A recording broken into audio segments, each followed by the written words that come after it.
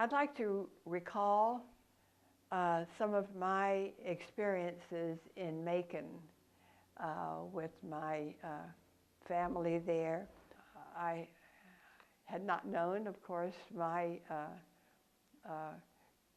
maternal grandmother, and I had only known my maternal grandfather the last 2 or 3 years of his life, and I was just a very small child.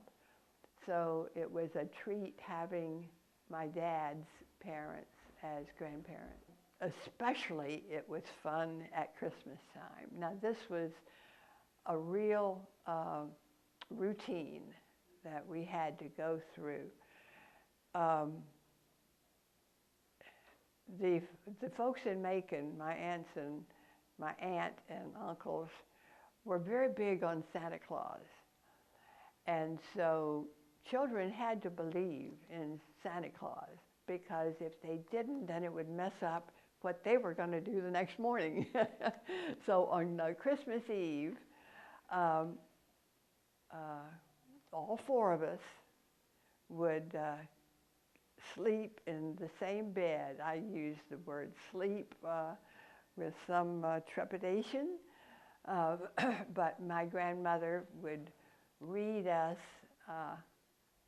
Was the night before Christmas. What else would it be? And so we had to do this precisely, and then go right to sleep, because if we didn't, and if Santa Claus came by and we weren't all asleep, then he would give us one more chance, and he would come by in another half hour.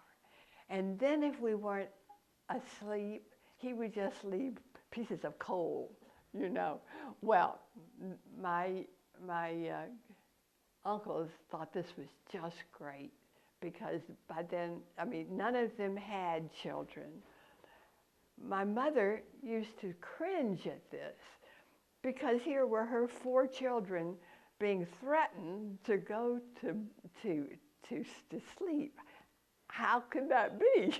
You know, so but mother's will did not prevail. But it was all very, very kindly.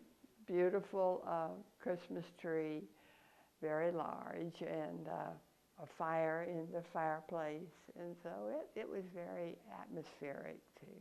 So those were very, very pleasant memories of Macon. There are also some sad memories. I was there when my grandmother died.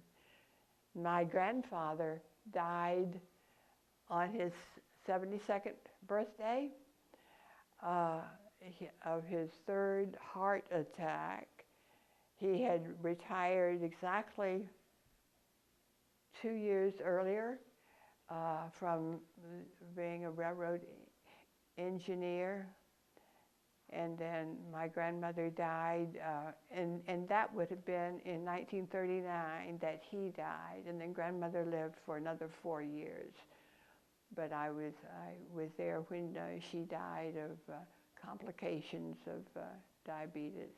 Occasions at Macon were highlights in my life and the lives of my siblings.